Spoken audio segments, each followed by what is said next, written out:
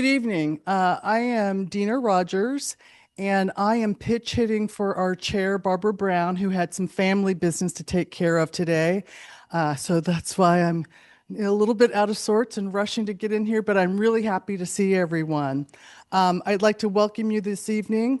For those of you who are regulars, it's always great to see everyone. And for those of you who are new, the College Area Community Council is an organization designed to provide a forum for community issues, a conduit for communications with the city, and an opportunity for problem solving and planning in the college area.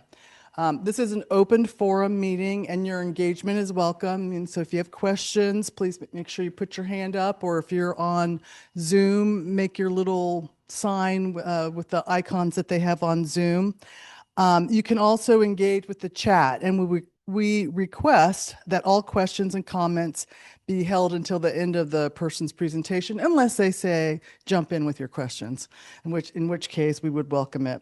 I'd also like to take a moment to thank those who give generously of their time to make this organization happen. And I'm going to start with Kathy Brimmer. And Kathy's over here, and then Eric Richardson. He's on keyboards. No, I'm just joking. Rob Corley, Russell Richardson, and Bob No. Shilkin. And we're all volunteers. And we just feel like our community is worth our time to be able to put on this forum. I especially want to take a moment to thank CAPS for their generous support, and specifically Patrick Davidson and Donald McConnell and Elizabeth Rodino. They've been so helpful with this process. They helped us get things set up with the technical setup and providing us with all the advice and the room. And it's been very meaningful to have them on board with us when we've put these hybrid meetings together. So if you could mute your phones so that when people are presenting, we don't have the ring delight. And we'll get started. Our first speaker we're joined tonight by Mike Brown from the Ventura Police Department, and he'll provide a community with an update on recent safety efforts and cover crime and trends in the neighborhood. So take it away. Appreciate it. Good evening, folks. I hope everybody's had a wonderful time since we last met a couple of months ago. I actually brought just last couple of months, just because we missed a couple of months there, and I'm happy to report that things are continuing to trend downward, which is good. Crime is lowered since the last time we spoke. It's continued to lower a little bit. We expect that generally around the winter months. There's less people out and about. As the weather starts to warm up, generally we get more people, and the crime starts to kind of build back up again. Notably, there hasn't been any significant trends in our area. Last we spoke, there was a prolific juvenile offender that was breaking into a lot of cars around the Buena area. We've continued to work with the district attorneys. We continued to arrest that individual, and we have seen a decrease in that activity with that individual. So I'm happy to report that. Going through the stats just from the last 28 days, one thing that did catch my eye was it's labeled as a purse snatch, but it's not a purse. It's actually a theft of a wallet out of a purse at the mall. And I have to remind my wife as well, when you have your purses, especially big purses, especially like I see it at the grocery store, and they're in the cart, and you're pushing those around. When you go to reach for an item off the shelf, it's very, very easy, especially the larger purses, where they can reach in and grab your wallet and walk right away. Even if it's around your arm, if it's big and open, they can reach in without your noticing. So just one of those things, like my wife, I tell her to carry a little purse, and she wears it around her shoulder, and then she doesn't have that temptation to leave it in that basket and become a victim of identity theft and everything else. So with that, that was the most significant thing that I saw in the last 28 days. I'm happy to take any questions. I know it's been a while since I've fielded any questions.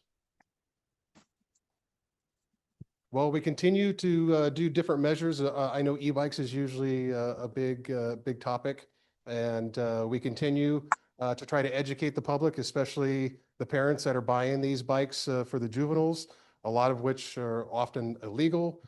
So trying to continue, we put that stuff on our website. We're happy to field any questions, and we continue to do e-bike enforcement and education to help educate the public so that they know what the kids can and can't ride out on the streets to make things safer. You might actually see in the next couple of months, I will do kind of a pop-up. I'll take the command post out to our aquatic park where we generally have, I know it's not this district, but we get a lot of e-bike complaints in the aquatic park area. And so here in the next couple of months, we're kind of coordinating to do just a big education seminar. I'll take the command post out there. I'll let the public know, and we'll have officers out there trying to educate people on the laws to help reduce some of these complaints that we get with e-bikes. I don't here. Once I do have it, I'll let you know when that's going to happen. It's kind of don't generally like to announce that just so that we can get out. We don't. We'd like to help educate some people, and if they know in advance that we might be out there, then that might. Oh, you want to help educate them, I understand. And education is a big part of that.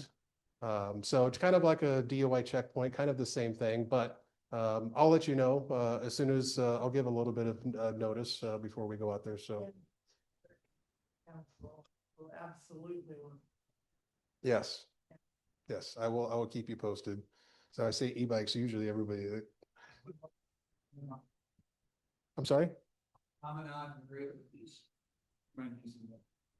The promenade area, is there any special thing happening there as far as the speeding of the e-bikes? We still have, officers out there and, we try to educate them as well. The enforcement side of things becomes kind of a sensitive topic. So generally, we try to stop people outside the promenade just because if you're trying to stop somebody on an e-bike on the promenade, that can be, if they're not stopping, that can be kind of dangerous to the other folks around. But we absolutely, our motor officers are out there stopping people every day to warn them about the speeds and so forth, and for the regular bicycles as well, especially when around populated areas on those bicycle paths with pedestrians. So we continue to do that. That is a primary focus for us, especially for the downtown units to help educate those people when we're getting them going to and from the promenade area. Yes, sir. There's a lot in the news about ICE, and I'm sure we're all hoping that ICE isn't in our community, but in the event they do, what coordination are you anticipating to have or not have with ICE? We don't have any coordination with them. They are supposed to give us a courtesy call if they're going to be in the area. However, that normally doesn't happen. And the few instances that we have had reported ICE presence in our area, usually we're not even notified until somebody calls about it.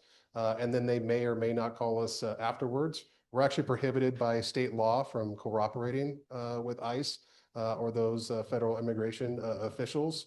The only time that we would get involved is if there was a big incident and we had to go keep the peace. That would be the only time that we would get involved. We don't coordinate with them. We don't assist them. So if there's a traffic issue, that's something, how does that get resolved? Traffic issues, say, around a protest? Traffic issues around the protests. We monitor all the protests in the area to make sure the protesters are safe. Every time we have a major protest, we usually have officers out in the peripheral monitoring that situation. Depending on how big the protest will be, we actually might staff it with additional resources just to make sure that everyone's safe and exercising their free right to free speech and doing it in a safe manner, just in case, and also being prepared if any outside agitators try to take it a different path. We just had one just 2 weeks ago downtown. And our officers helped them with their march to get started off, make sure they were safe. And then we actually had one driver that we stopped because he was kind of not driving very nice, and we stopped and cited that individual. But Yeah, we try to work with all the First Amendment groups, especially when they give us advance notice to make sure that that they're safe. But we don't coordinate with ICE, and we're not allowed to.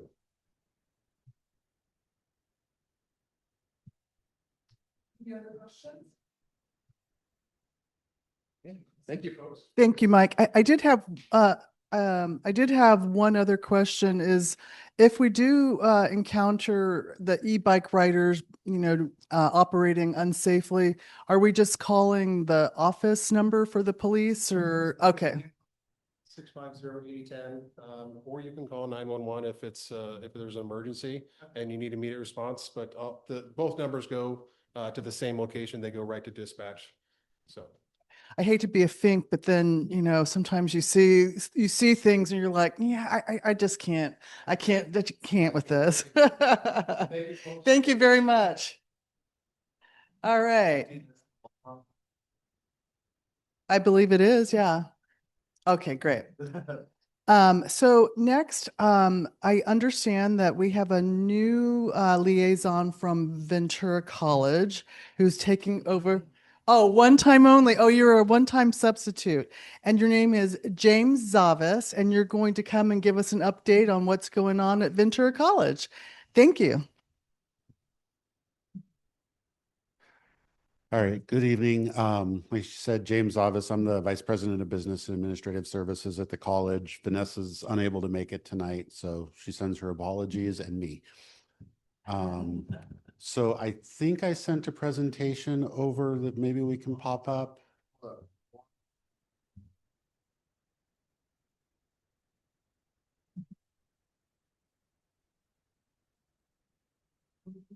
Tell us how you work with Vanessa. What your role is. Oh, so like I said, my role, I'm the Vice President of Business and Administrative Services. So I oversee all of the operations for the college. So facilities, the IT components, our business and accounting, facility rental, financial aid, basic needs, kind of a handful of other things, but whatever doesn't fit anywhere else, they give to me. So a little bit. So jack of all trades, master of, maybe one or two. All right. So very, very brief presentation, really just kind of highlighting a few things. If you want to jump to the next slide. One, we're super, super proud of this. Our School of Nursing was ranked #1 in the nation as far as, the number of graduates passing the exam. It's a big deal for them. They're super proud of it, and we're super proud of all of them. The students do incredible work. The faculty do incredible work there to help make sure that the students are ready for this. So just kind of a fun brag right at the beginning. So you can jump to the next one. And I will say, please feel free to interrupt me. Because I'll jump through a few different things. So one of them, and we tried to make sure people were aware of this a little bit ahead of time. Unfortunately, we do have 2 redwood trees that have been on campus for a long time, and they didn't make it through the drought. And the drought time. We did everything we could to try and save them. Unfortunately, we did cut them down last week. One of the things, we will absolutely be replanting additional trees to replace them. Probably not redwood trees, but something else that's going to do well in the current climate in this area that's native to the area. The other thing, and this is something we're excited about, is that we are going to use the wood from those trees in the student housing building. So that they'll be able to be kind of a prominent piece of that building. We're thinking particularly furniture in the lobby, potentially the welcome desk, is the architects are really excited about, as well as potentially something in the courtyard out there. So, we're doing the best we can with it. Unfortunately, like I said, this was something we looked into everything. We worked with a couple different arborists. We were even looking at running misters all the way up the tree to see if maybe we could bring them back, but the verdict was in and there just wasn't much else we could do. But so, like I said, we are excited that we are going to try and find ways to utilize the lumber on campus, and try and continue their legacy with that piece. And just a couple more pictures. Like I said, you can kind of see they were on their last leg there. The other piece, you know, as we do move forward with student housing, the area that's going to be built there, we do have the old Palm Garden there. We've looked at our options with that, and we've been working with a landscaping company called Plantasia, and they are going to work to help move a bunch of the trees. Unfortunately, we're really not going to be able to maintain them on campus, but we're working with the Ventura Botanical Gardens to get some of the trees to go over to them. And then a number of them are also going to go over to the Turtle Conservancy, or I think it's turtle or tortoise. I can't remember which. Both. Excellent. Thank you. But in Ojai, so that's something we're doing to try and at least do that. I'm looking into options for potential other community involvement with what's left. They're going to take about 25 of the trees. But we're going to continue working on that as we work through the process over the next, few months before we start construction. So potentially more to come in that area, but it is one of those where we know that that's there. We know the legacy, and we're trying to do the best we can with it while also kind of moving forward on campus. I didn't put anything in here, but the student housing, I'm not sure when the last time Vanessa updated you all on that. That project is still moving forward. It's in approvals with the Department of the State Architects right now. We were hoping to be able to kind of break it into 2 phases and start some of the site work in early spring. That's looking like it's probably going to happen more towards summer when that moves forward. But we are still moving forward. We're really, really excited. We think we have a beautiful design that'll be a great part of the community. And really the students absolutely need it. And it will be affordable housing for our low income students. So. Want to go to the next? Oh, go ahead. I believe they're local, but they look like they're fairly large. So I don't know as much about them, but I know they've helped with the move over to. We also had some other trees when we did our outdoor kinesiology center, which is kind of right behind the stadium. We put an outdoor gym in there. We had to move some other palms at that point, and they helped us move those over to the botanical gardens at that point as well. So just some dates from the Ventura College Athletics coming up. You can see there's one in particular that I want to highlight because I'm excited. It's something new. You'll notice the 5th of February, that is our women's flag football team. That is a new team that has started this year. So I think it's something kind of new, something cool. So just wanted to highlight that. That will be their very first game. So, I believe it's here. Yeah, so women's flag football versus, otherwise it would say at Santa Barbara City College. So yeah, I believe it's at home. All right, next slide.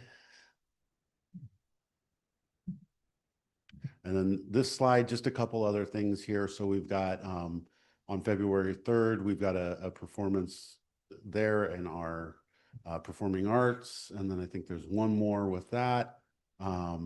On February 5th and 7th for, that would be opera and musical scenes. So there's so many things going on campus. I do my best to get to as many of them, but there is just always something, it seems like. So anyway, that's just the highlights we have. Does anybody have any questions, general? I can answer as much as possible. And no, I'm kidding. I always love it when Ann asks me questions, especially when she's ad-libbing. Hi, so James does know me. I'm Ann Paul King. I'm the executive director of the Ventura College Foundation. And I wanted to thank James for also being on the Ventura College Foundation board. He's a board member there, and I have met with a few of your board members and to talk about another event that's on February the 11th. And I'm wondering if you might say a few words about that. Oh, yes. That is a very, very exciting event.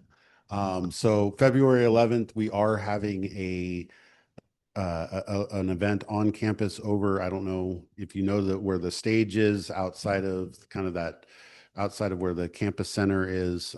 There will be an event there that the foundation is hosting. I don't know, how much am I allowed to say, Ann?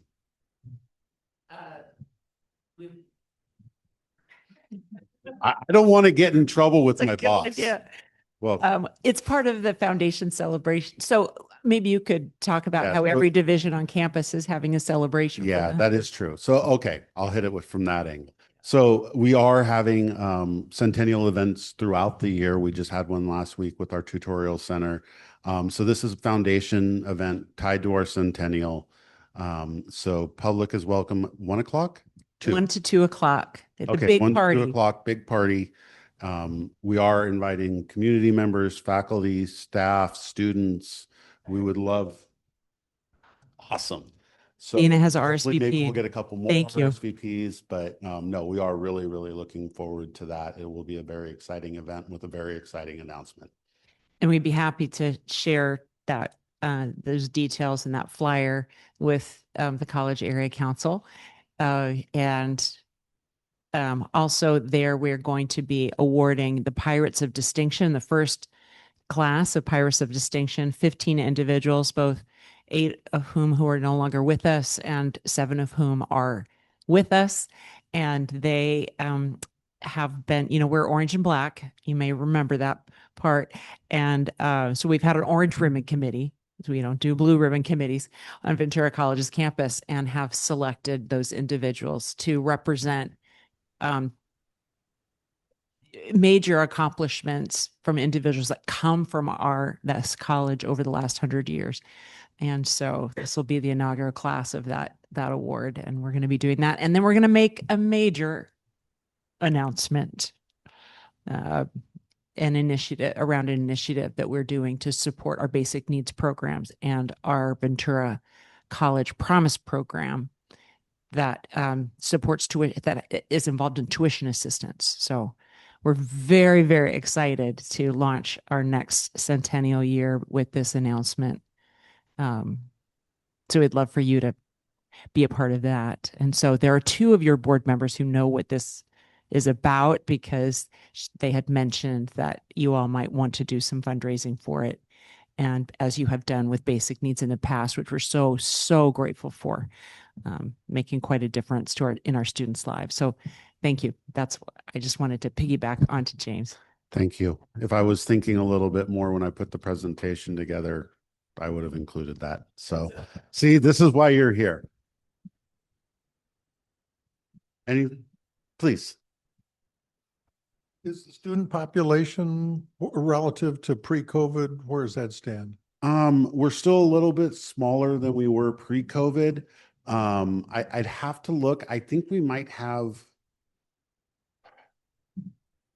Yeah, I'd have to look. We're definitely, from a full-time equivalent student standpoint, down from where we were pre-COVID. I think we might be relatively back to where we were in terms of actual number of bodies on campus. One of the things we're actually finding a lot is that, unfortunately, a lot of our students are just not able to take as many units as they were taking beforehand. And that really, Ann spoke about the Promise program, the Basic Needs Center. Both of those are super critical. The Basic Needs Center is one of the most bustling places on campus. Students absolutely need all of that assistance. A lot of them are, what we're finding is they're really having to work more, which means that they're not able to take as many classes. And so that's something that we're working on as a campus, on how not only can we support them, but also offer them alternative ways to take those classes, because sometimes it's not necessarily that you're taking them all in the 2 main semesters, but how do you fit that in throughout an entire year that makes them successful? So yes, you know, the vast majority of our funding still does remain tied to enrollment. That changed almost 10 years ago now, which is kind of crazy to think about. I think it was the 18-19 year that change went into effect, where about little less than 30% of our funding comes through other metrics, but the vast majority of our funding does come still through enrollment. And there's a lot to those calculations, but yeah, it does ultimately have an impact on our funding.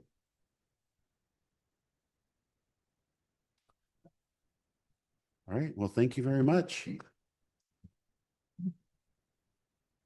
Okay, and not on our agenda, but I did want to, we have a special guest this evening. It's our new fire chief, Chris McDonald, and he just wants a little bit of time to introduce himself to our group. Welcome. Hello. Like I said, thank you for having me here and injecting myself in your meeting, but I just want to introduce myself as your new fire chief, Chris McDonald, as you said. So I've been your assistant chief for about 4 years, been with the department for 23 and been in the fire service about 30 years. Live here in the city, raised my kids here. They both attended Ventura College after going to Foothill High School. So I am local and stay local. And, you know, the previous fire chief, David Ndaya, he was the chief for about 12 years, long time. I worked with him throughout my entire career. But just wanted to say hello, introduce myself, answer any questions. The only thing I was going to bring up just for information, we put out a news release just today. We have a community wildfire protection plan. It's a document that we're creating. It's in conjunction with the Ventura Regional Fire Safe Council. So if you look at that media release, there's an opportunity to fill out a questionnaire, and the link is in there. But I just want to say we have 2 community meetings for public feedback and input on this plan. One of them the first one is Wednesday, February 18th, and that's at City Hall in the community meeting room at 6 p.m. And then the other one is Thursday, February 26th, also 6 p.m., but that one will be at the Fire and Police Headquarters. And I can repeat those. February 18th, City Hall, 6 p.m. February 26th at Fire Headquarters, also 6 p.m. So that's an opportunity to come and give opinions, input. The water department will be there as well. And it's basically the community wildfire protection plan is to look at risks from fuel and reduction efforts to make, you know, especially our hillside homes and our urban interface homes, to make them more fire safe. If you're familiar with like the FireWise program to the Fire Safe Council, it's very similar to that, but it's a citywide plan and document. So, but while I'm here, can I answer any questions related to the fire department? Anything on anybody's mind? No? All right. Well, I'm available to everyone at fire headquarters, you know, during the week, and please I reach have out. a question Have on any Zoom. questions, especially related to fire hazard reduction program or the fire hazard severity zone maps, any of that kind of stuff. So Hello? thank you very much for allowing me to speak. Have a good night. I guess they can't hear me. Okay, so next up, we have Jeff Hereford. He's the principal civil engineer with Ventura Public Works, and he's sharing updates on key infrastructure and transportation projects, including street improvements, trail expansions, and community cliffhanger safety initiatives. And he's joining us via Zoom. So if you point your attention to the screen, we'll hear from Jeff. Welcome, Jeff, and you're on mute right now. Yeah, I think I'm on. Can you hear me now? I'm on my phone.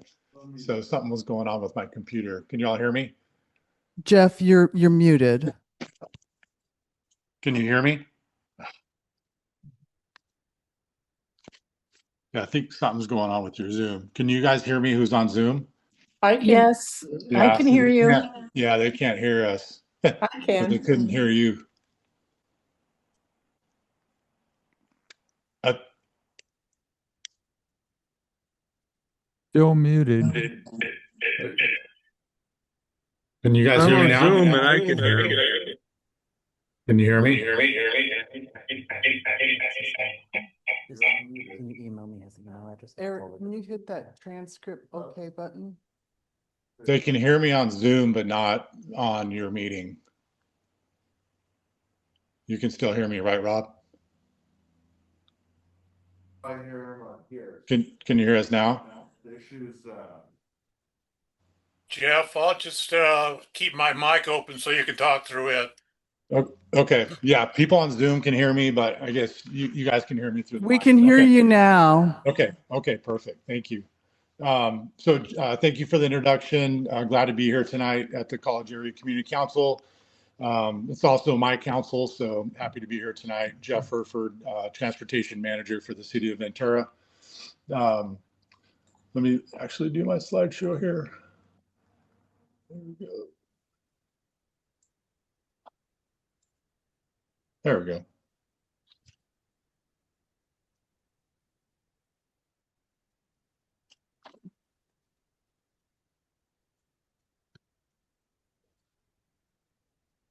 So tonight, there was 3 topics I was asked to talk about. One was the Telegraph Road project update that we all know has been going on for the last several months and is wrapping up. And then just some upcoming paving projects. And then the other topic that I was asked to discuss was Mills Road traffic. So the paving, as we all know, is from Ashwood to Hill. Pretty big project, 1.75 miles. Like I said, it started in the summer and is ending in mid-February. Some of the things that I'm sure you guys have all seen is the new access ramps, the pedestrian push buttons, and the new medians that were put in. When we do a paving job, these types of ancillary job of work, accounts for about half of the project funding. So we not only just go ahead and pave the road, but also take care of the ADA issues and try to do some beautification on the medians. So happy to show those pictures. Of course, this also gives us an opportunity to do some new striping. Here's some pictures early this week of the new striping. One of the big things we did was build a nice Class 2 bike lane between Day Road and Wake Forest. And the green bike lanes is going in now. I think you guys are starting to see those pop up. Also enhance some of our bus safety. And then also on that bottom there, you can see the high visibility crosswalks that we put in, not only at school crossings, but other intersections throughout the project area. So it really gives us a chance to not only improve the road surface, but also safety for not only for vehicles, but also for pedestrians and bikes. Moving on, just last night at council, council approved a contract with Onyx Construction to do a slurry seal project. This project accounts for 2 years worth of funding, so it was over $3 million project. This map shows the limits of all the sections of roadway that are going to be repaved. I'm not going to go through them all, but the biggest one is really Thompson between Chestnut and Main, a nice long stretch there. And then the other one kind of in our area here is Telephone from Copeland to Main Street. It was supposed to be done as a previous slurry, but we couldn't get to it, so we're adding that piece on.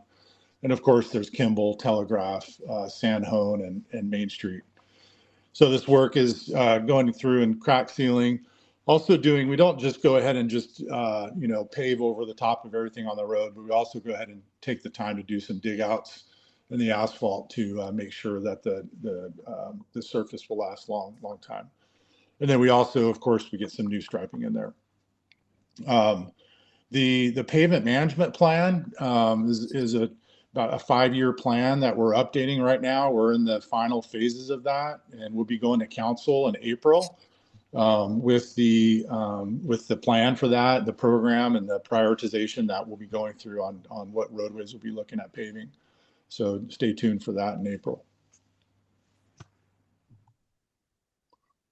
Mills Road. I had a conversation with Kathy, and she wanted me to bring up just some of the frustrations that people have on Mills Road, and then also with the the project of Maple Courts coming up.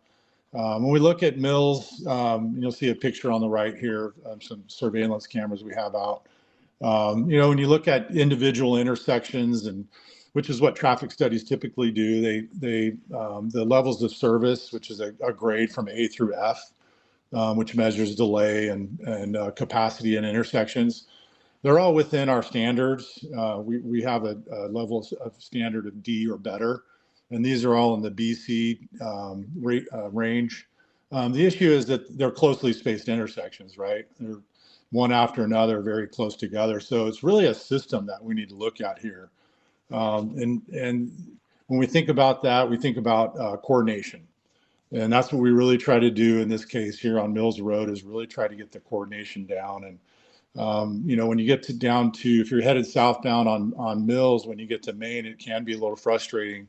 We have a lot of vehicles on Main Street that are also going east-west. And so it's a balancing act to, make sure that we have coordination for Main Street going east or west. And then we also have the coordination for southbound Mills, which is kind of our area where we have a bit of an issue. Really, this is a constrained roadway. Not a lot of opportunities for widening, at least not now. So really, getting better traffic management through signal timing is really what we need to do to handle this. We do have it's a $16 million traffic signal system upgrade project that we're right in the middle of right now. That project is upgrading all of our traffic signal controllers that operate each individual intersection. And then we're also installing fiber optics. So we're installing about 36 miles of fiber optic line. Not only can this fiber optic line be used for the traffic signal system, but it can also be used for other uses for the city and even private uses. One of the things that the fiber optics are going to allow us to do is do these cameras. And I just took a snapshot video of this today at 7:45 a.m. And these cameras are really cool. I can pan, zoom, tilt, and so I can really get an idea of how traffic is flowing through the city. And so it really allows us to, kind of sit from our desk and pan around the city to look at traffic. I think on this topic, I'm open to some discussion with the community here on what some of the pinch points are on Mills, and just kind of learn and see what kind of changes we can make, because we can modify the signal timing to help that issue out. And with that, I'm available for questions and discussion. And there's my contact information. And please email me, call me, and I may have one of my staff talk to you. But we do have someone that's dedicated to signal timing right now, and we do listen, and we do try to make it better out there for everybody. I live here too, so I feel the traffic around town, and I try to make it better as well. So with that, I'm available for questions. Thank you. Jeff, my question, I'm echoing. My question is when Mills might be repaved? That's a great question. We did actually go after a grant for this, so it is on a list of being funded for a grant. When the pavement management plan comes to council in April, there will be a priorities list there. I'm not sure where Mills is on there yet, but I think in April we'll know more about that, where it is on the list. There's quite a little groove that you have to straddle when you're going up the street. Yeah. And I don't really even know if, a lot of times with our streets, we want to try to get to them before they need a total repave, and we try to slurry them before. So I'm not sure where that's going to be on the list. Okay, thanks. Jeff, there's a request to redisplay your contact information. Uh-oh. Okay. All right.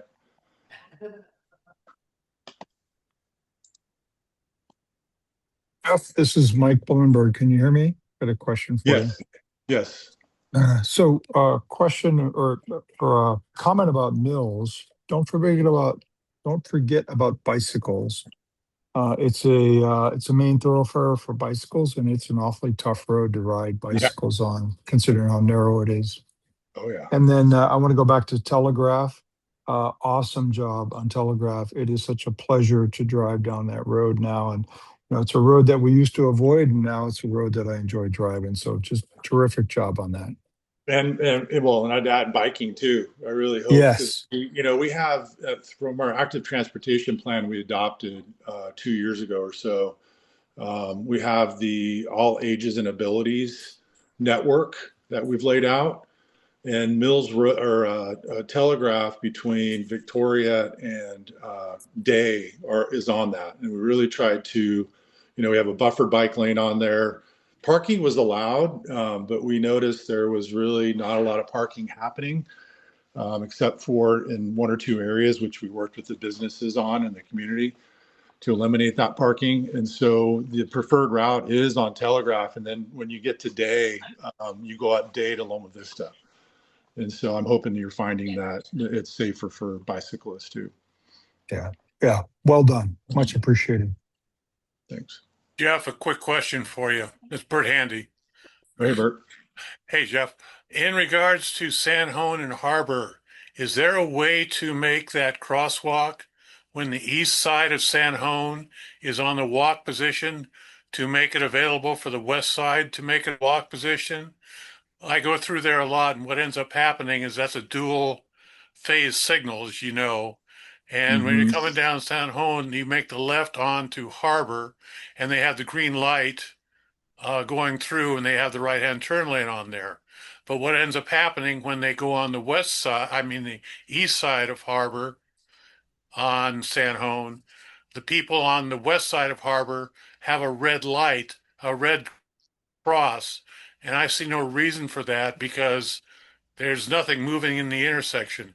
Is there a way to change that so when the east side shows a walk, the west side can also show a walk? That's a good question, Bert. I need to look at that probably a little bit more. I'm not sure. So you're saying those crosswalks across Harbor at different times? Yeah, so what happens is on San Juan, Yeah. when you're coming down San Juan, you make the left on Harbor. The green light on the east side of San Juan is there so people can, instead of having to stop and wait, they let them go through on the east side. That's the green light. But when the east side crosswalk is on, the west side crosswalk shows red, and there's no traffic moving throughout the intersection. So is there a way to time the west side crosswalk with the east side crosswalk to where both of them are showing walk at the same time? Potentially. I'd have to look. I don't know if you're coming down San Juan, getting ready to make the left. There's also people making a right, to go up towards the pier. I'd have to look to see. I don't think there's an arrow there or anything like that. So I'd have There's to not look an arrow there at all. That could be possible, and that's something that we can take a look at for sure. Yes. Also, on the timing of the signals, is the actual speed limit that the people are going to be running the same speed as the posted speed limit for the area, or is it 5 miles an hour slower? How's that going to be set? Are you as far as coordination goes? Correct. Yeah, as far as coordination goes, and we put it in our synchro program, we put the speed limit in there as far as our coordination timing parameter. So we put the speed limit in there. Thank you. I've got a question about Mills Road.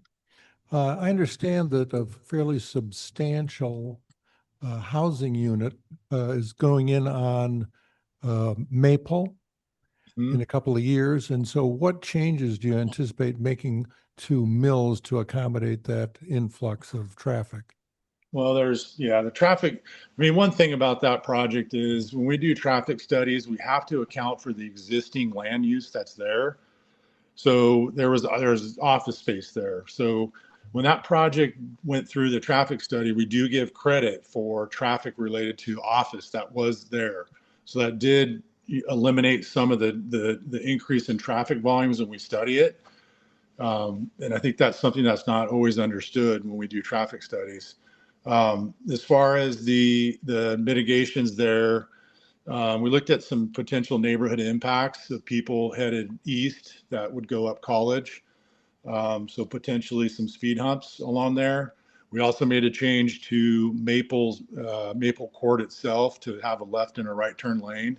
As far as Mills Road goes, it's really, as I said before, it's a constrained roadway, and it's really tough to make some widening, widen out there. So we're really looking at signal timing improvements there along that stretch. I see a question in the chat that is asking if you're the person to speak to about street sweeping. Street sweeping, Yeah. that's actually environmental services, but Okay. I'm happy to, if you want to send me an email, I'm happy to pass that on. But yeah, that's by environmental services. But what's Thank the you. question? Is it, maybe I can handle it potentially? It was in the chat. No. Can you hear me? Yeah, I can Can hear you you. hear me? Yeah. Yeah, I just was wondering if there's a schedule, because to me it seems like it's so random and just on the residential streets. I know in some cities, maybe it's Oxnard, I don't know, they actually have signs posted that say, street sweeping every so often, but I don't see that here in Ventura. And I know on our street, it just seems like it rarely happens. So I just wondered if there was any kind of schedule.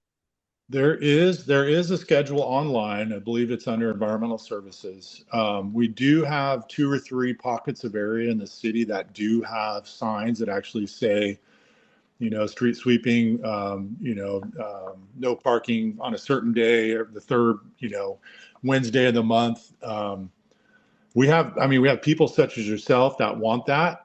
And then we have people that don't want that. And even in the area, like in the Keys area, we have these signs, and I have been called from different residents that don't like it. So it's tough. So we really, when we get those requests, we really have to kind of canvass the neighborhood and make sure everybody's okay with it. And so with the there's signs or with the frequency of street sweeping? the signs. Oh, okay. Yeah, I don't care about the signs, but I just feel like the streets, especially this time of year when leaves are falling all over the place and, there's leaves all over the gutters and everything. And even down, well, recently, I guess Loma Vista got a little cleaned up, but for a while there, it was looking really bad. And so I just thought, how regularly do they do it? I think it's once a month, pretty sure. But there's a schedule on the environmental services side. And again, if you have a specific question about a street, please email me and I can either find it out or pass it on. Okay, thank you. Sure. Do we have any other questions for Jeff?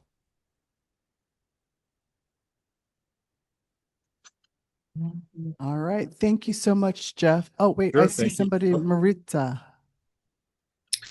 Hi, Hi. my name is Marisa Sullivan. Hi, good evening, everybody. I think my question is, I believe you mentioned early on in your presentation, there's, I guess, some money that's been earmarked for traffic and also obviously street paving. And curious about if that money is kind of budgeted in a way to accommodate for what might be changes in traffic patterns as developments go in, such as the one that on Maple that we all know about, also the Ventura College area and the student housing, and just kind of wondering if there will be money that will be able to accommodate a couple years down the road changes that would need to be made. Well, I mean, when we go through a development, there are measures that if a development impacts their surrounding neighborhood or their surrounding area, they are required, they're conditioned to make offsite improvements. So that's like in the immediate area. We also have traffic mitigation fees that developments pay into, and that actual program is going to be is being studied now and revamped. I think it's just getting started. And so that is the idea, that there will be a list of improvements throughout the city that these traffic mitigation fees would pay into. And that's being evaluated. That will be being reevaluated with the new general plan that's been adopted. Okay, because I recall that when the Maple Court, I think it's called, development was first presented to people, there was a lot of concern about the traffic and how it impact Mills Road, which is already pretty impacted. And at the time, I believe that city, if not the lawyer or somebody at the time, this has been a couple years, stated that developers, it's not their fault that our roads are so bad. So it's almost like not a requirement on their part. And obviously correct me if I'm wrong about that, but I'm just concerned about that. It's really hard to have development pay for the maintenance of roads. It's really a gas tax. That's where we get the majority of our funding for that. It's even hard to get grants for maintenance. I mean, we can get grants for new bicycle facilities. We can get grants for new facilities, but never, it's really hard to get grants for, maintenance of bridges. Our bridges really need a lot of maintenance. So our roadways need a lot of maintenance, and it's really hard to find grant money for that. And I want to make a little plug here. We're one of the few counties in Southern California in the state that does not have a self-help transportation tax. And Santa Barbara's got two. Santa Barbara County has two. Orange County has, LA County, every county has one. And Ventura County does not have a self-help transportation tax. And that's something that it's failed twice through the Ventura County Transportation Commission. In 2016 was the last time we did it. And that's something that I hope in the future that we all can get on board with, because we need that kind of money to help with our maintenance of our infrastructure. And so I'm just making a plug for that when that does come up one day, because and even with that self-help tax, we can use that funding to leverage more money from the federal government and from the state government. So anyways, little plug for self-help tax. Thank you. So look for that, is that a bond issue that shows up on us? It's a ballot measure. So it potentially, there could be something in 2028, potentially. Right. It's usually on a presidential election cycle, but anyways, that's something we can talk more at a different meeting, but. Thank you. To follow up on that, isn't what part of the issue with not having the local tax that many of these grants require some input from local 50-50 contribution? Yep. A lot of these grants do need what they call a match. They vary. Federal match is 11.47%.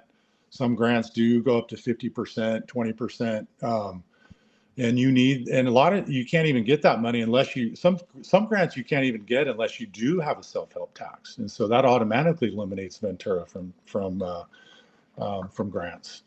And so it's really important that we have that. I mean, Main Street Bridge replacement project is something I'm working on right now. And that bridge is built in 1932 and it's reached the end of its useful life.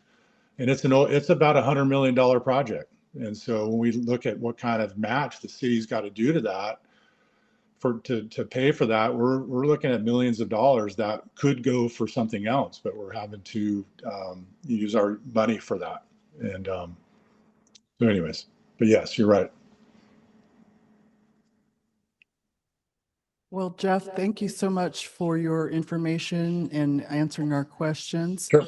And thank you very much for coming. Thank you. Appreciate it. Have a good night. I'll stop sharing. Okay, next up, we have Melissa Baffa she's the Executive Director of the Ventura Land Trust, and she's here tonight to talk about what's happening at the Ventura Land Trust, including major conservation efforts like the newly acquired petrochemical site restoration, the Ventura Hills Project, and the Ventura Wild, their expanded youth program. Welcome, Melissa. Thank you. Thanks to all of you for being here tonight and being involved. I'm the executive director of Ventura Land Trust. And while the slides, I will have slides. Yep, there we go. So my first several slides just give you a quick background on who we are. I'm going to move through these quickly because I always have to assume that some of you may not have ever heard of us before. So we are here to protect the land, water, wildlife, and scenic beauty of our region for the benefit of current and future generations. That future is really important to us because we are making a commitment that we are going to protect this land in perpetuity. So one of the things that Jeff just mentioned that really resonates with me is, maintenance is really hard to get funding for. Lots of people get really excited about acquisitions, but then for us, if we're saying we're going to take care of this land forever, that's a huge commitment that we're taking on, and we can only do that with support from our community. So I'm going to open up with that and just, hope that you listen very carefully to that and maybe think about becoming a member of Ventura Land Trust. The one thing I really want to point out on this slide is that you notice that my number there is in red, and that's because we just acquired a new property. And unless you were under a rock, not paying attention to any of the press last week, you may not have heard about this. So we acquired the 101.5 acre Crooked Palm property, the old petrochem site, right along the Ventura River. So I had to put that in red. Thank you for the applause. I had to put that in red because I'm excited about that growth. Go ahead and go to the next slide.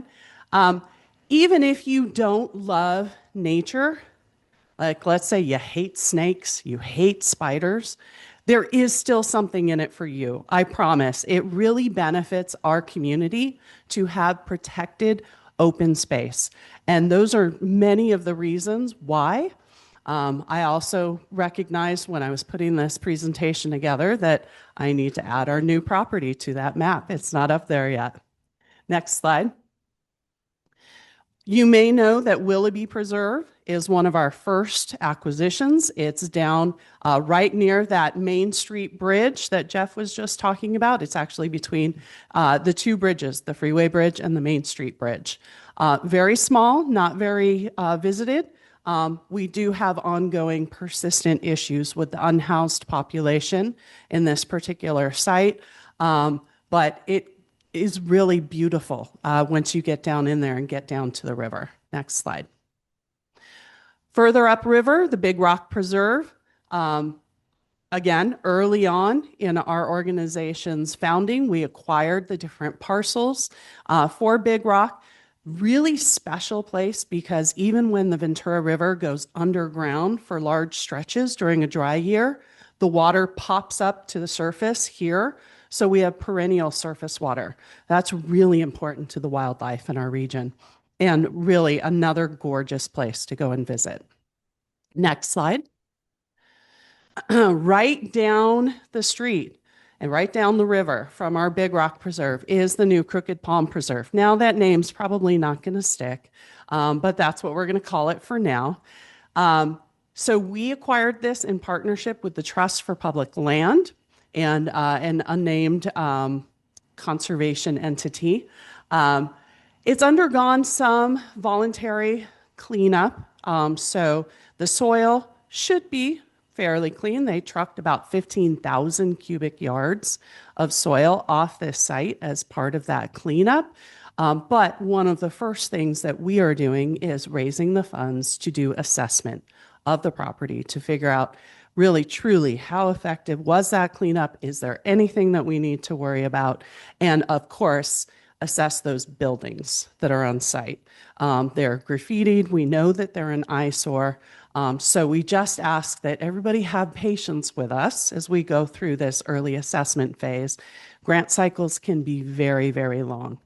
18 months from when you submit an app to, when you actually see funding. And that's if you get the award, right? So this project is probably going to keep us busy for the next decade or so. So please, keep posted, follow us, join our mailing list, and, have some patience as we work through it. Harmon Canyon, many of you are probably familiar with that 2,000 acre property. It was closed for a bit after the big storms this year. It is reopened to just about where the dog turnaround point is. You can still visit the Roper Smith Trail right now. But as you know, we do close when it rains.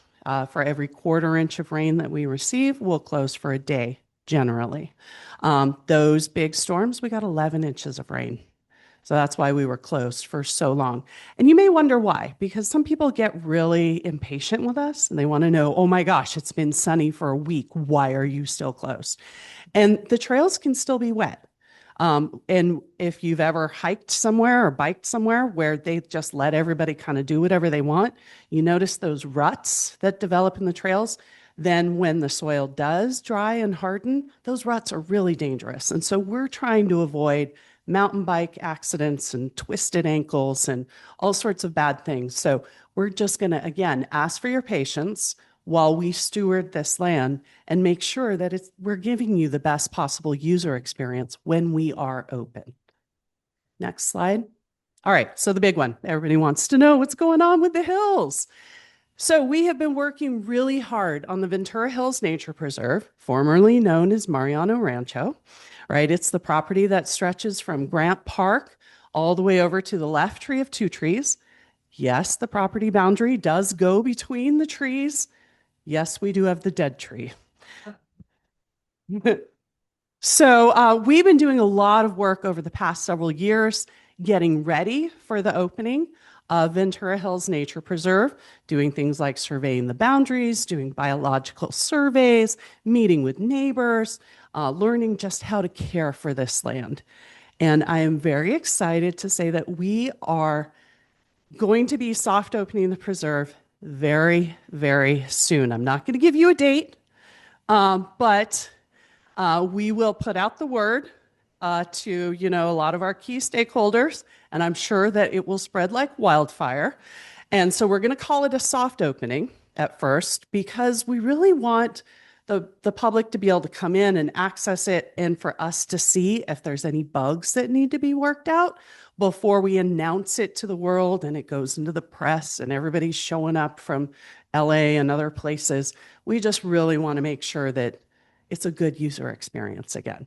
So I can promise you it is coming very, very soon. And if you know any of our insiders, you might start poking them over the next few weeks and say, hey, did you hear anything yet? But you'll probably hear something. Next slide. Main access will be off of Hall Canyon. That's the primary parking, and there's a trailhead that leads from there. There has been a historical access off of Hillcrest. That's pedestrian access only. There's really no parking in that neighborhood. So, for the folks who for years have been parking way down below in, the lower sections and walking up or walking up from their homes, we knew that access point was going to be important. So we worked to formalize that particular access point. But I will tell you, if you are driving to the preserve, go Hall Canyon.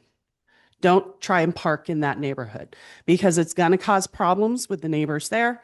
Then we're going to have to talk to the city and we're going to have to figure out, do they need parking permits, or it's just going to cause a headache. So Hall Canyon is going to be your access. And next slide. Another really big thing that happened for us this last year, and now I'm realizing I need to correct the spelling of San Hone because it is one word. We were able to acquire a building on San Hone Road. So when Jeff was talking about paving on San Hone, my ears went up and I was, when is that going to be? So we have a welcome center there. Our offices are up on the second floor.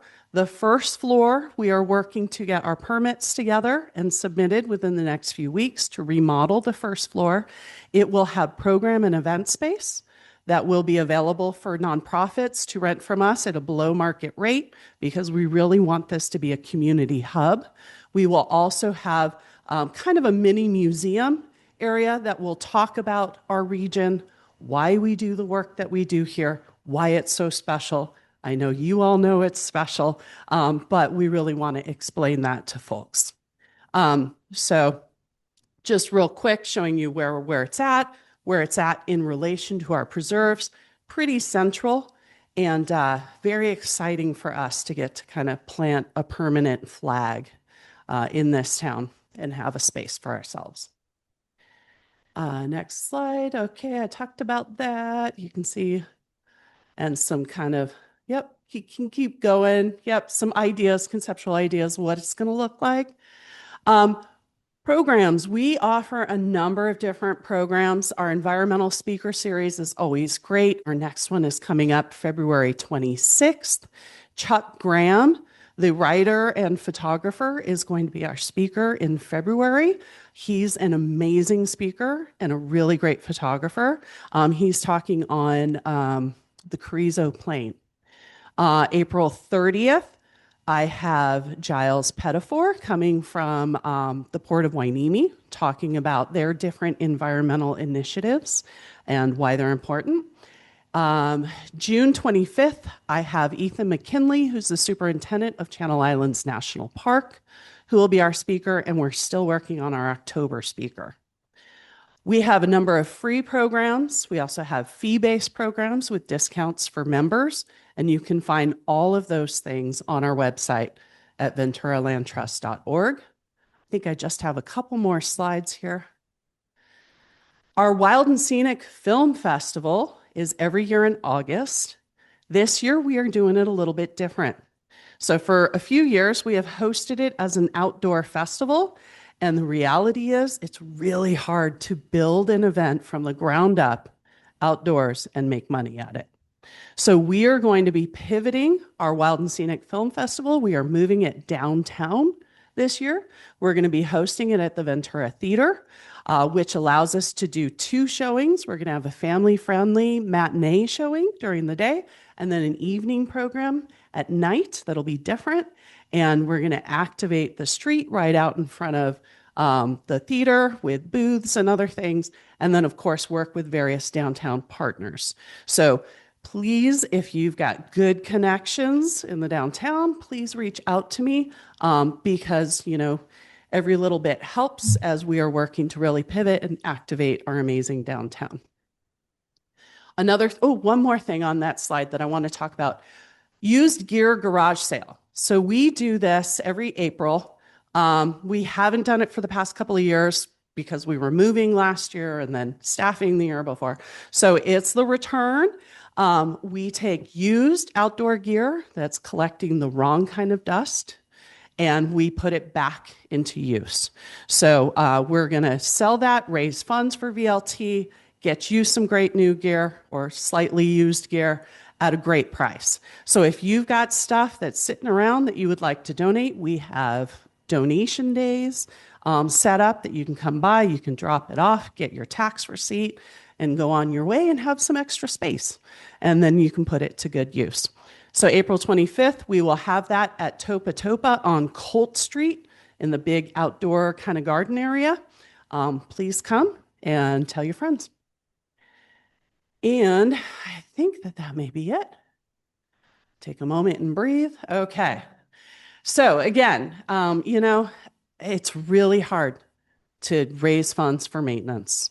And so we look to our donors, we look to our members to help us with this effort. So I'm going to ask you to please consider donating, becoming a member, volunteering, and talking about us and spreading the word about the work that we're doing. And I'll thank you in advance for all of that. And then the last slide, I believe, is my contact info. I also brought stickers. I can't tell you how hard I geek out when I see one of these around town.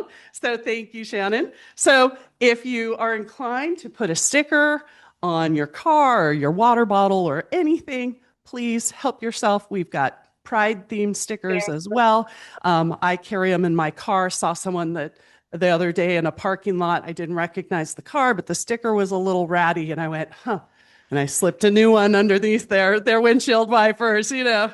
So didn't see it on the ground. The car was gone when I came back out. So hopefully they took it and they were happy for the new sticker. So I will happily take any questions that you have.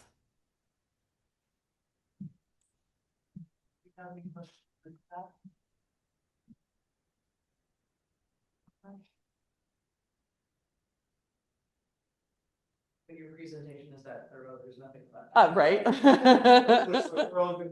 Yeah, all good. All right. Thank you guys so much for your time. Appreciate it. Thank you, Melissa. That was a thorough presentation. So, all right, next up, we are going to conduct a little bit of CACC business. And first up, we have Eric. I see you're ready to go. Eric Rosenberg with our treasurer's report. I've escaped from behind my laptop to be on the microphone.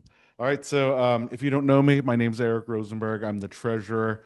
I also run the website and the YouTube for CACC. If anyone's interested in becoming a treasurer, I am very, very busy with a new job, and I'd love to train anybody. I'll keep doing the website stuff. No worries there. A report on last year. I actually just today finished our renewals for the current year. So we're all set with the IRS in the state of California. There's 3 forms I fill out there. The cost is $25 a year if you're curious to stay a nonprofit in California. Last year, our total donations were $1,700. So thank you all of our donors who helped have a successful year. But the total expenses last year were $2,113. So we were a minus $413 last year. So we're still above water. We have almost $600 in the bank, but our insurance is that's our biggest expense. That is about, I think, $1,600 a year.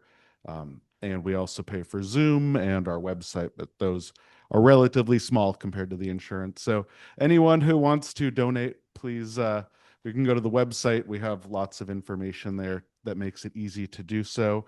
If you have any other questions about the finances or anything, please let me know, and I'll hand it back to Dina.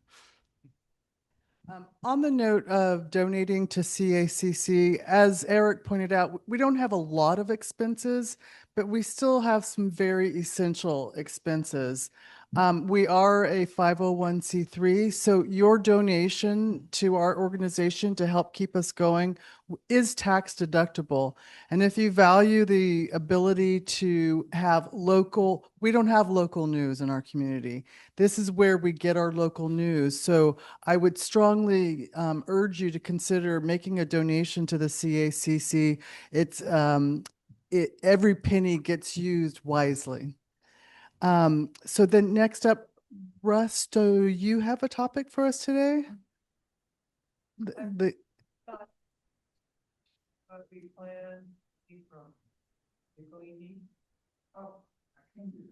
Yeah. I'm like, I thought you had something.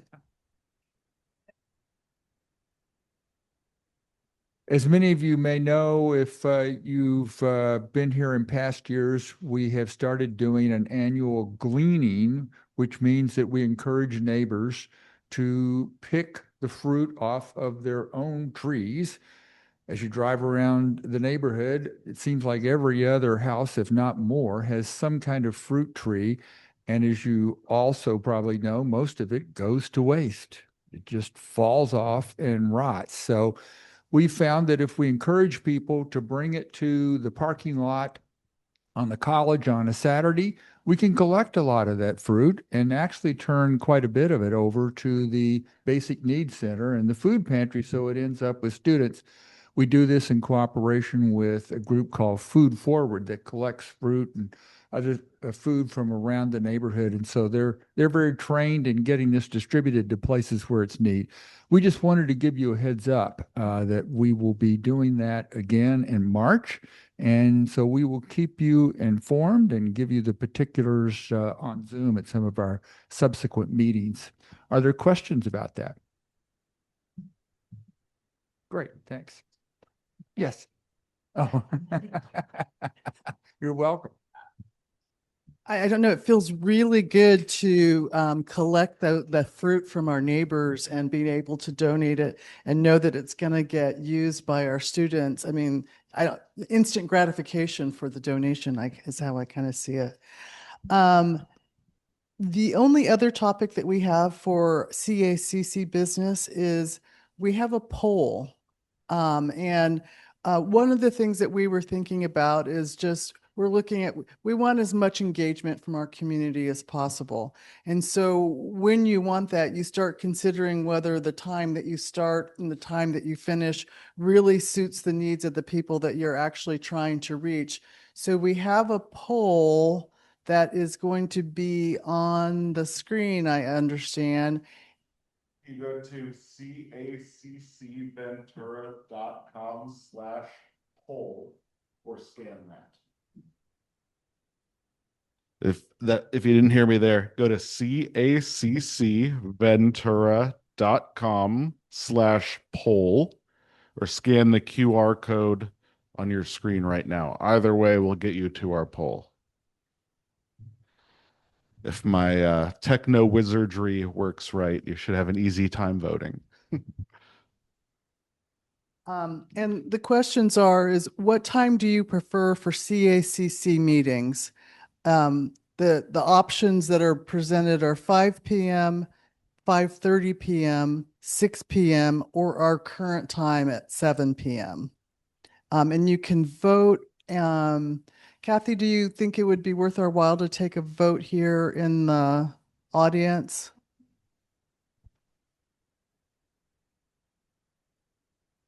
If you weren't able to vote online, it's just right now. So if you voted now, then you voted. This is it.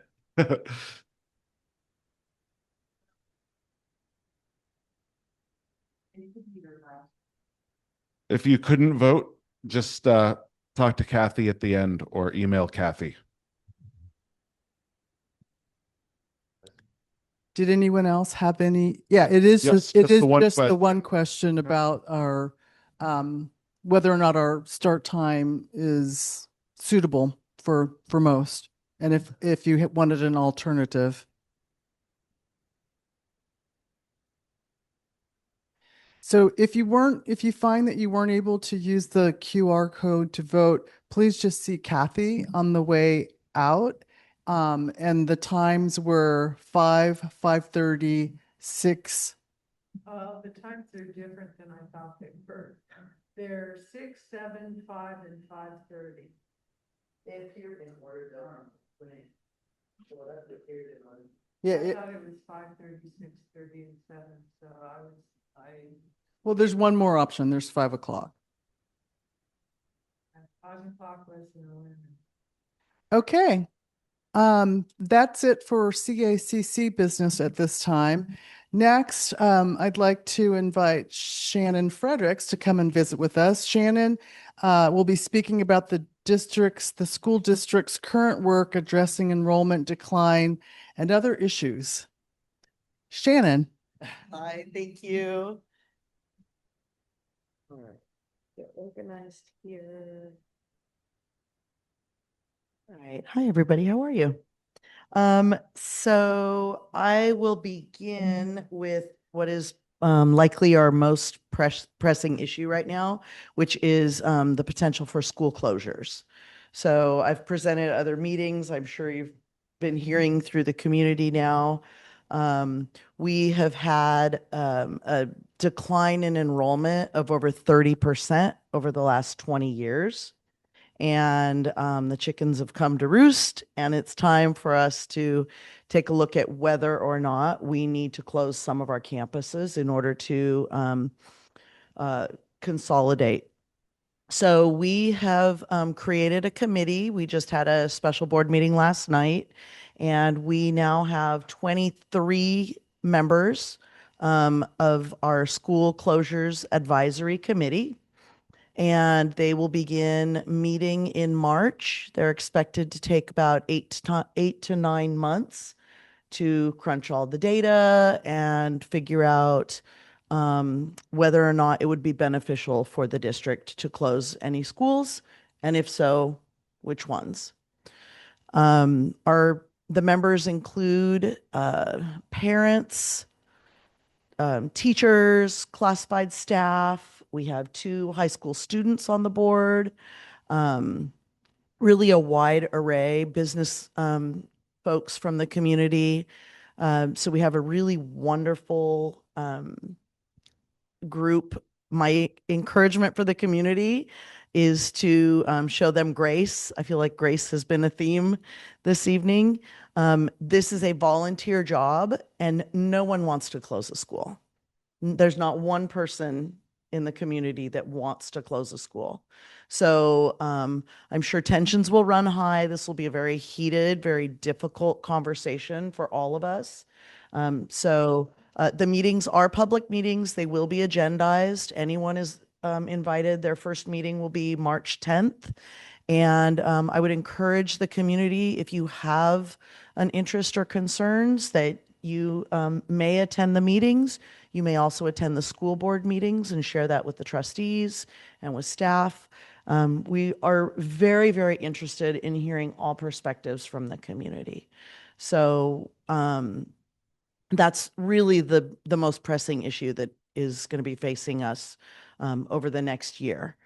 If any schools close, it's anticipated that the committee will be bringing their recommendations to us probably in August, September of this year, and schools would not be closing until the 27-28 school year. So we still have some time in order to make decisions and preparations before anything would go forward. In light of that, oh, yes.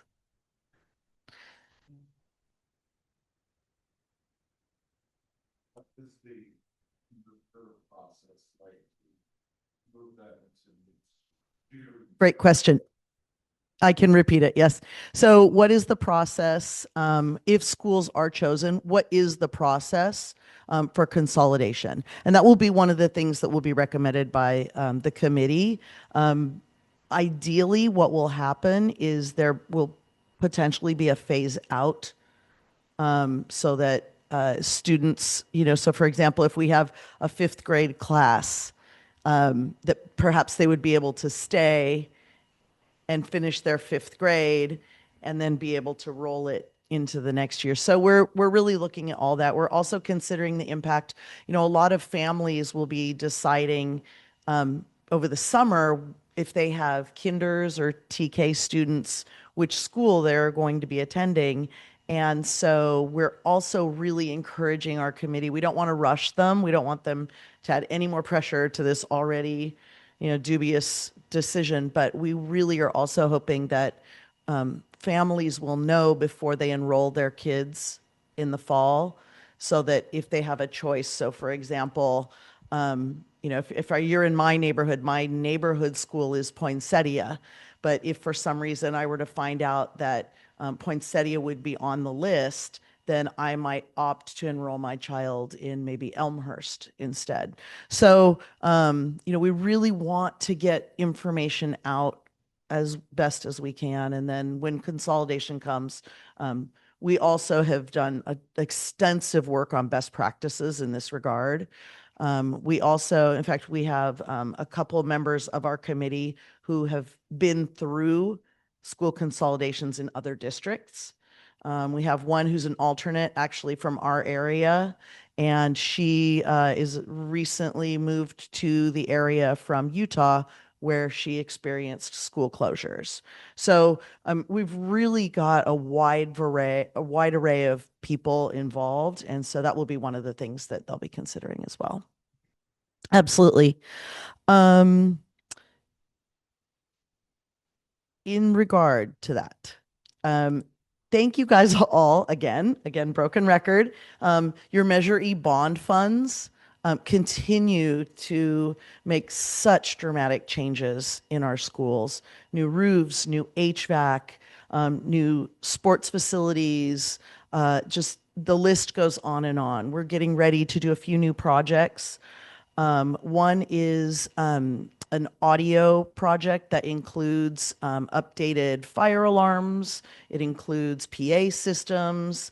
That will be going in. However, we've sort of pivoted At our meeting last night, one of our areas of concern is putting bond money into schools that could potentially be closed. And many of these projects are multi-million dollar projects. So we have decided to pivot the funds at this point. We know just by virtue of Ventura High and Buena High, the number of students on those campuses would not be able to be consolidated in any other way. So Ventura High and Buena High are not going to be on the school closures list just because there's no feasible way to make that possible. So we've decided to pivot and focus our attention on those two schools, and some of the projects that we've already had earmarked will be bumped up in order to continue moving the bond measure forward. And then some of the other projects that could potentially be sidelined for a while. Again, at this point, we're hoping to have a better idea of what this is going to look like by September, October, November. And then it's only, if we do close any schools, it's certainly not going to be a majority of them. And then we'll be able to get back on track with those projects, many of which are already in design. And so we have done a little pivot there. We want to make sure that the public understands that as we're talking school closures, we are not wasting our bond money on schools that could potentially be closed. So, and then finally, most recently, this week, yeah, that was this week, we went to the Ventura County Office of Education, and there was a presentation on the the governor's proposed budget for this year, and a few interesting things for education.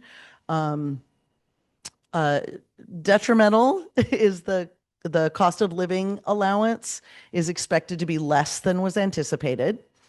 So that will definitely impact our projections for year over year. Some good news, we have a possible, and I have my notes here to make sure I get the numbers right, $8.6 million potentially coming to our district in one-time funds. These would not be year-over-year funds, but one-time funds. And that would obviously be fabulous. Another wonderful, wonderful proposal is 1.1 million in ongoing funds. And this would be to help us with our special ed costs. Many people know special ed costs much more than we receive in funding. And so much of it comes out of our general fund, which could be used for anything. And so, when it comes to staff salaries and healthcare and things like that, being able to have extra money coming in that is targeted for our special education will hopefully allow to free up some funds that we can use for other things. And another thing just for you to be watchful of, the governor has also proposed a $5.6 billion, let's take it off the top kind of plan for Prop 98, which Prop 98 is how schools are funded, and it is constitutionally required for schools to get 40% of the general fund. And this would be kind of like, we're going to take that 5.6 billion and you're going to be under the Prop 98 requirements, but we really want to spend it somewhere else and we might pay you back and we don't really know. So we're keeping a close eye on that because we need to make sure there are, within Prop 98, there are ways that the governor can borrow funds and repay them. We have to make sure that they are following the plan that is outlined in the proposition. So that was voted on by all of you. Thank you. And those are kind of my highlights for today. If you have any questions, I'm happy to answer. Yes. Yes.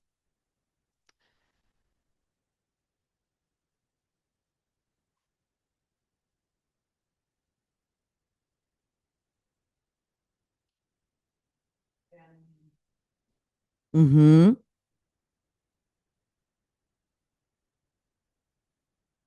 Sure. Actually, the question is about PTA, which at our December meeting, we had we talk about committees and which trustees will be on different committees.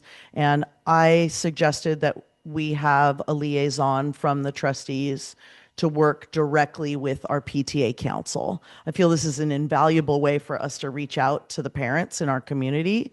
And I also volunteered to be the liaison for that committee. So Cherie and I have worked together closely. I just saw her last week. We were at a meeting over at Cabrillo about the fencing that will be going in for security at Cabrillo. And so, yes, I will be working closely with Cherie in order to make sure that the concerns of our PTAs are addressed. Um,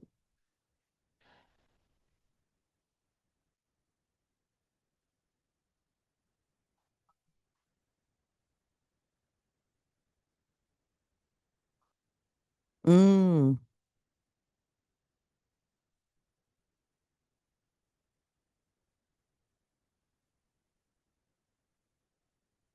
Great idea. Yeah. And I will absolutely contact her, and I'd be happy to present those volunteer possibilities when I come to CACC.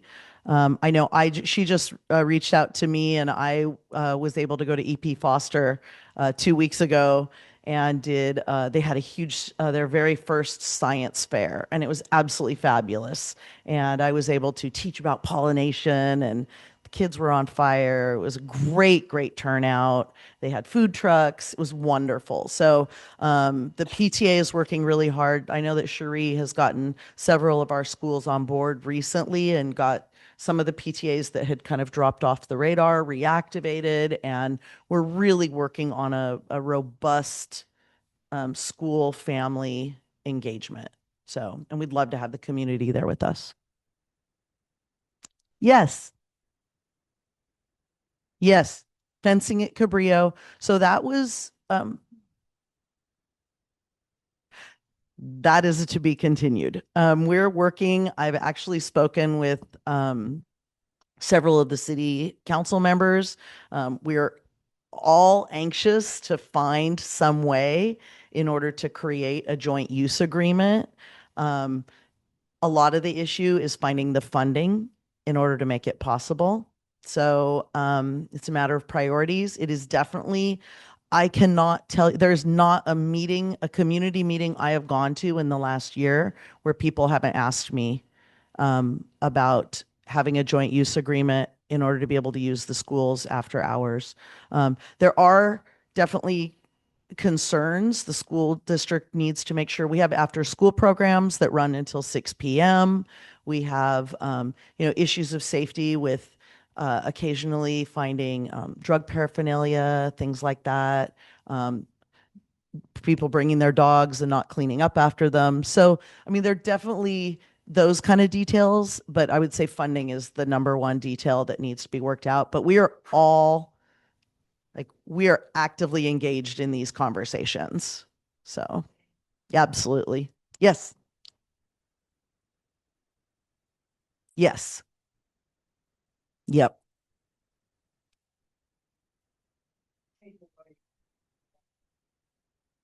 Mm-hmm.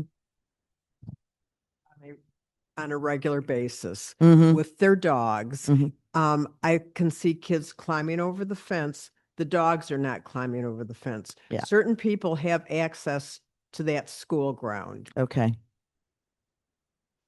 So, I don't know if they're teachers or I don't know what the deal is. but Yeah. There are people on the school grounds on a regular basis. I will definitely bring that information And like I back. say, if they have, if they have access to it, great. I wish Yeah. everybody did. I I don't want do to too, take it yeah. away from them, but Yeah.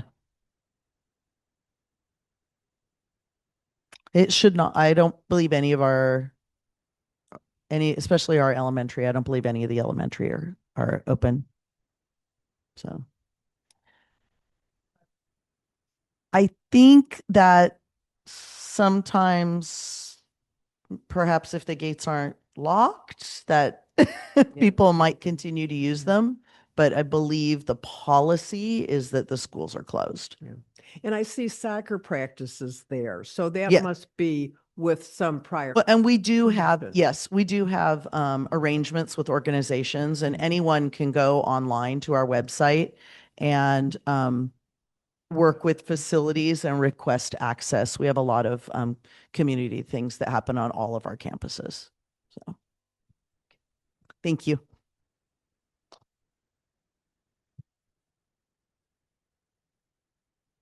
Thank you, Shannon.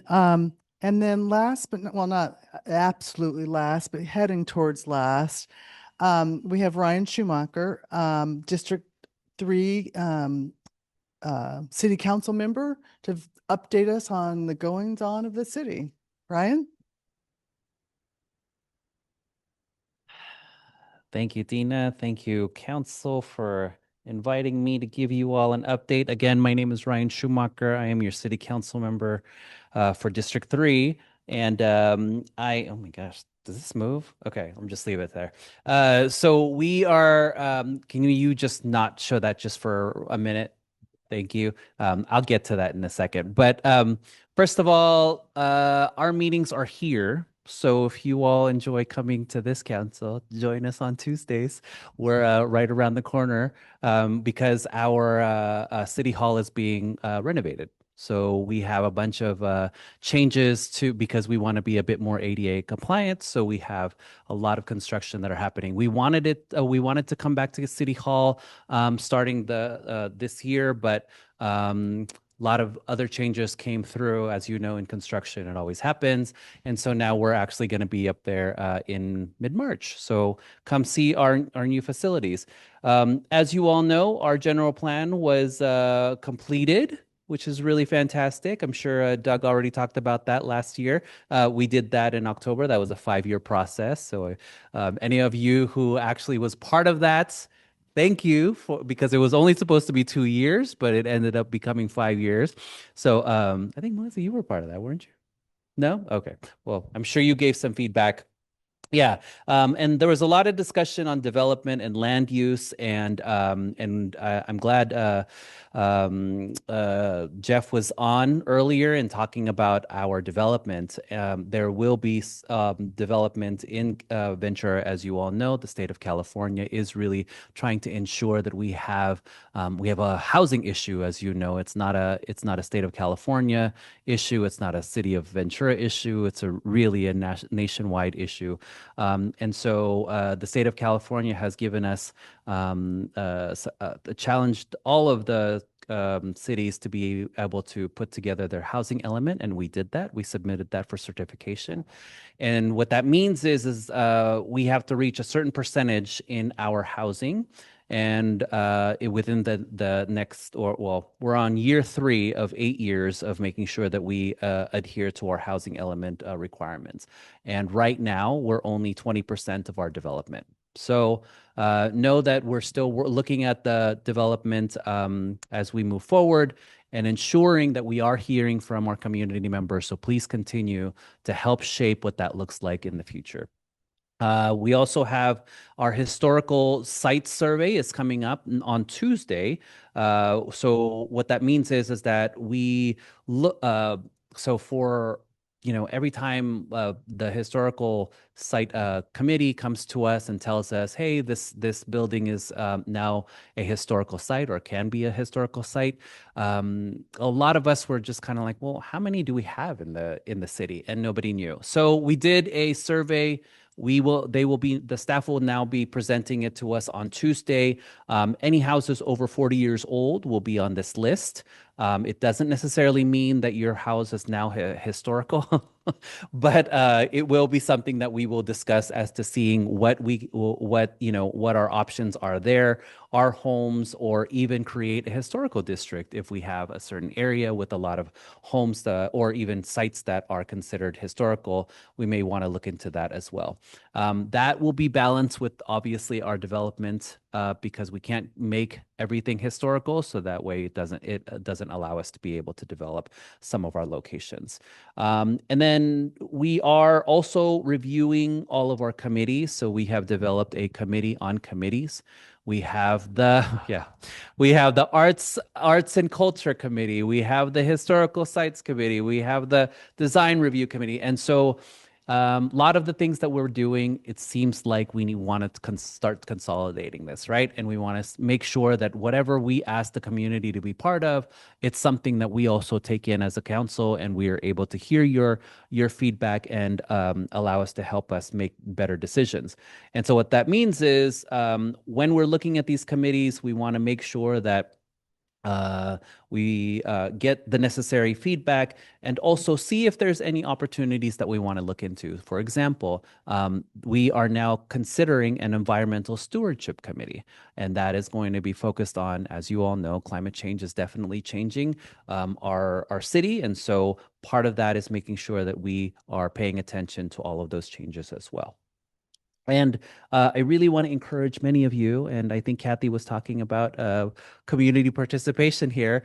We do have applications open. So if you are interested in participating in some of our committees, which will change in March, but just know that we always are looking for community applications. So please participate and put your name in if you want to do so much more for our city. As you all know, I'm sure you've read in the paper, EP Foster Library is under construction. So that will be just, consider that and be mindful. We also have I want to get this right here. We also have, oh, by the way, EP Foster is going to be renovated until 2027. The Ventura Housing Connection Series, these are free workshops for tenants, property owners, and property managers, and there's going to be 3 of them, and there will be Spanish translation as well. That's tomorrow. There's one tomorrow, January 29th. There's another one February 5th, and then another one in February 26th. So we are really focused on trying to ensure that, again, housing is a huge issue. So we want you all to know how we can help and all the things that we're able to help with tenants and property owners. And also there's a lot of new laws that are coming through. So this is going to be very informational for all of that. And then for tenants and or property owners, we also have the Housing Rights Center. And the Housing Rights Center is every Tuesday and Thursday at City Hall from 9:30 to 5 p.m. This is a free service for those looking to discuss about their rights as tenants, their rights as property owners. So again, Tuesday and Thursdays from 9:30 to 5 p.m. Make an appointment. It's at City Hall, and there's somebody there to help you with getting resources for your home.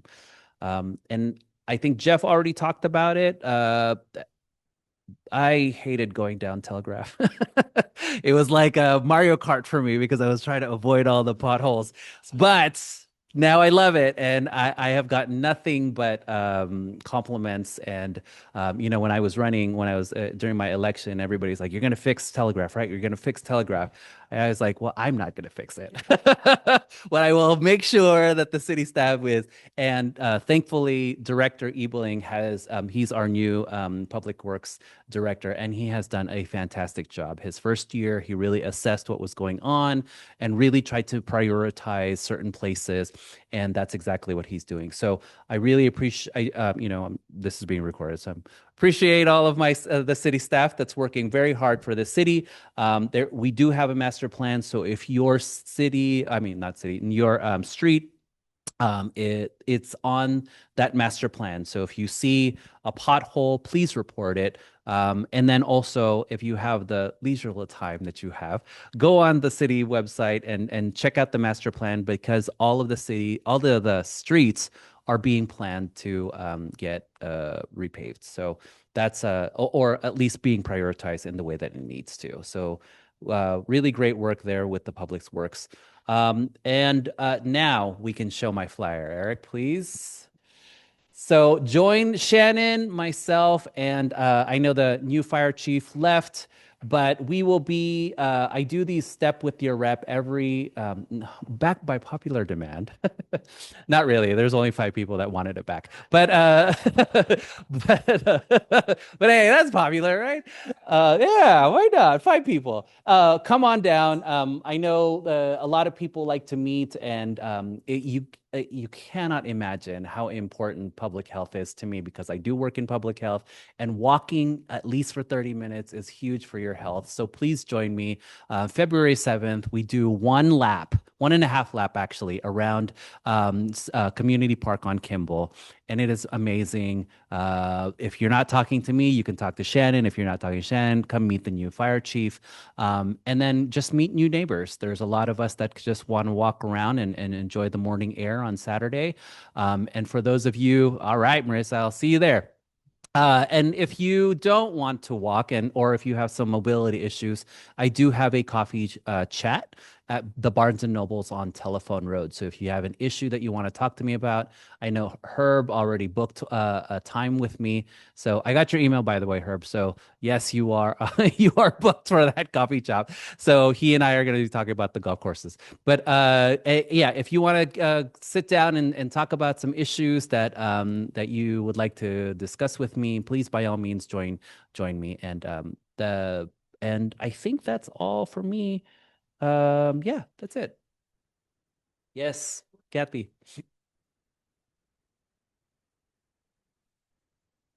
Okay, let me pull that up. It is on the city website, because that's what I'm looking at right now.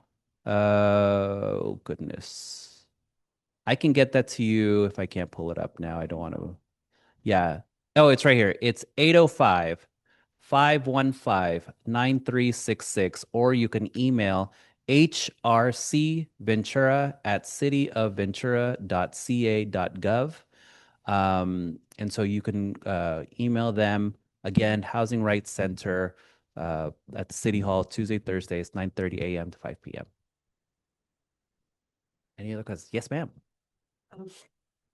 I have a question. Living in Midtown, as I'm taking a walk on various sidewalks, if there's the payments lifted, the city has gone through and put numbers by those. Years ago, yes, I noticed. Yeah, what was is anything going to come of that? You know, I don't know. I will ask Jeff, because then I'll make sure to get that to you. I actually don't know anything about those numbers, so okay. I'll find out. And one other thing with different topic with these the new developments that are being built, and primarily apartments and condos. There's a rumor that this is attracting people from LA as far as using them as vacation homes. Oh, no. Is there any way to control that? Can you build a building and have it be owner occupied only? Yeah. So one of the things that Shannon and I and many other elected officials is the data that's showing us is that we are an aging county. We're an aging city. The average age of Ventura is getting older and older, and that affects a lot. I mean, it affects our economy. It affects our declining enrollments, right? And so, what our big effort is to attract families, right? Families, working families, those who, just can help out with where we want to go with Ventura. And so, to assist with ensuring that we have more families, is that we want more affordable housing, but also more bedrooms. And that means, like, the more bedrooms it's allowable for, technically it's a family initiative that brings more families. So when you start only building out single bedrooms and also studios, that is when we have it become like, Airbnb and type of things like that. By the way, we also have a vacation ordinance as well, or like a Airbnb ordinance as well, that limits that type of but yes, it is citywide. I mean, we have a limit to how many Airbnbs that are in each district.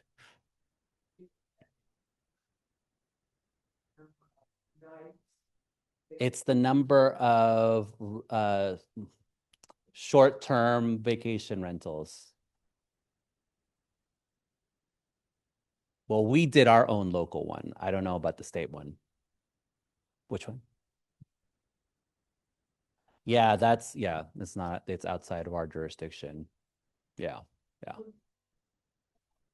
It is being enforced. Yeah. So we are keeping an eye on that as well. Yes. Any other questions? Any questions online? No? All right, friends. It's good to see you. Thank you. Thank you, Ryyn.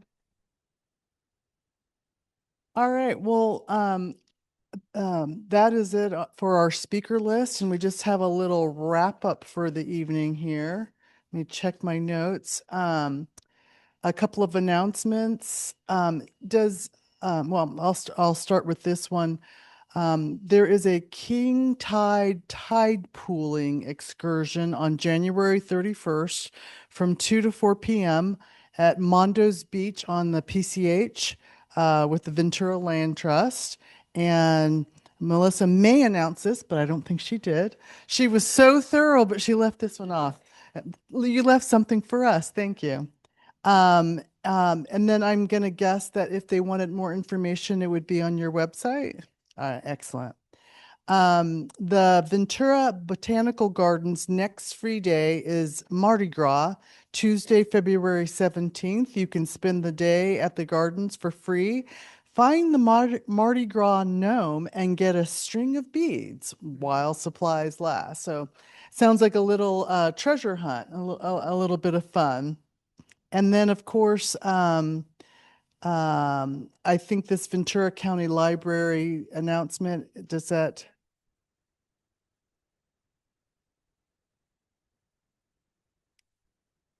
Do you want to speak into the microphone? We should be getting an email from Kathy sometime soon about the Right, we don't, the event. doesn't have specifics yet. Excuse me. She doesn't have specifics yet, but they're going to call it Books and Blooms or Books and Blossoms or something.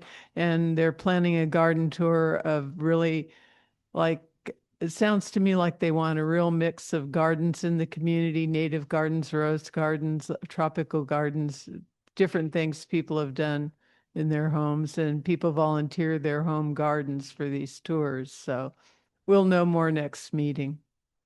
Well, that's another example of our community pulling together and garnering the resources that we have for supporting our libraries and enjoying the wonderful neighborhoods that we have. So our next general meeting is Wednesday, February 25th. As you recall, we meet each Wednesday, the fourth Wednesday of each month. That meeting will be on Zoom only. We are hybrid quarterly. So our next quarterly meeting, that will take us to April. So we'll be back in this room on April, but until then, we will see you on Zoom. And I guess I leave it open to see if there was any other questions or any other information that someone wanted to share at this time. I just share really quickly, I know I'm off camera, that if you've not been there, the website is great, caccventura.com. We post our agendas before every meeting. When I say we, I mean I. And for this meeting, and I try for every meeting to make sure all of the presentations are available. So if you need to go back through anyone's slides, they're all linked there. And we have links for our next meetings. And of course, to donate. Thanks for being here.